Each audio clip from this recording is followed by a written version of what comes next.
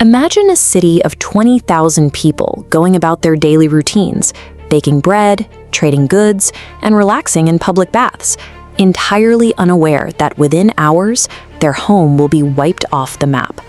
This was a sprawling Roman metropolis. Pompeii featured running water delivered by complex aqueducts, massive stone amphitheaters, multi-story luxury villas, and a booming regional economy. There had been warnings. Major earthquakes struck the region in 62 and 64 AD, collapsing buildings and destroying infrastructure, but the citizens simply rebuilt. Minor tremors occurred so frequently in the Bay of Naples that they were dismissed as a normal, harmless part of life. The Romans had no concept of an active volcano.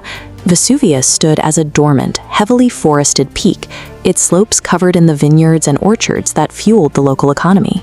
Because they failed to recognize the geological danger towering right above them, thousands of people remained in the city, turning a survivable natural event into a mass extermination. In the early afternoon, the pressure beneath Vesuvius finally broke. The mountain violently ejected a massive column of superheated volcanic rock and pumice between 15 and 30 kilometers straight up into the stratosphere. Watching from across the bay, Roman writer Pliny the Younger documented the anomaly. He noted that the towering blast cloud spread out at the top, resembling the sprawling branches of a massive umbrella pine tree. On the ground in Pompeii, the sky turned pitch black. Heavy pumice and ash rained down relentlessly, piling onto the typical Roman tiled roofs until the structures cracked and buckled under the immense weight. This vertical venting is known as a Plinian eruption.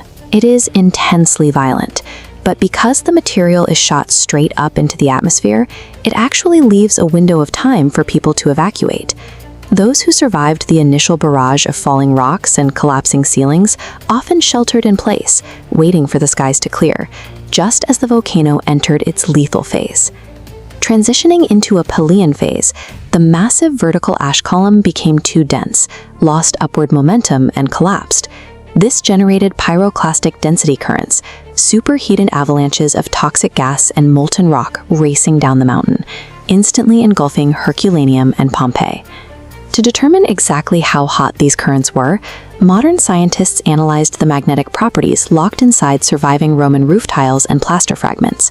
When heated to extreme levels, these materials reset their magnetic fields, preserving a record of the peak temperature.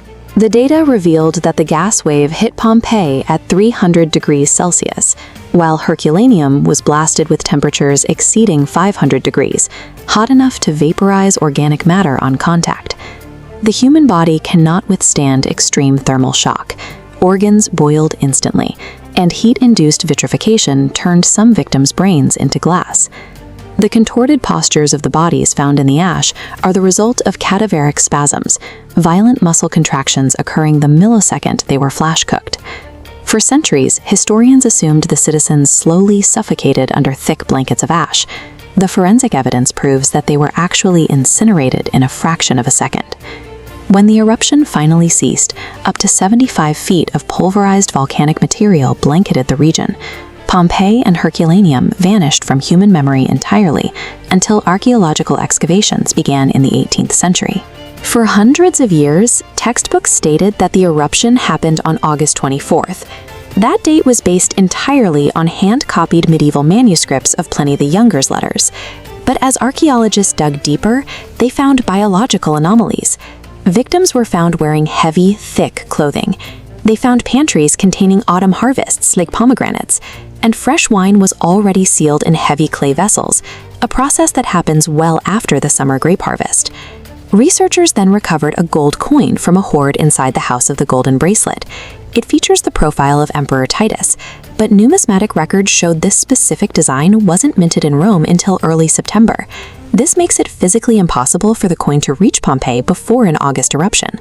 In 2018, excavators at a home undergoing renovation found a date scrawled in Chaldean wall. Because charcoal is highly fragile and fades quickly, the writing would be obscured unless it was sealed by ash almost immediately after it was written. This charcoal scrawl points to late October. The physical geology and forensic archaeology of the ruins corrected a timeline error that had been accepted as fact for centuries.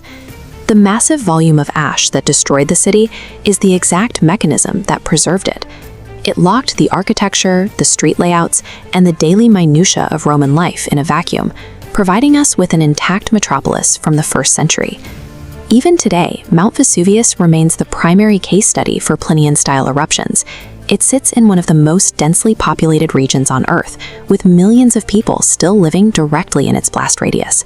The city survives as a forensic snapshot of a single day, a reminder that geological power can erase the work of centuries in a single afternoon.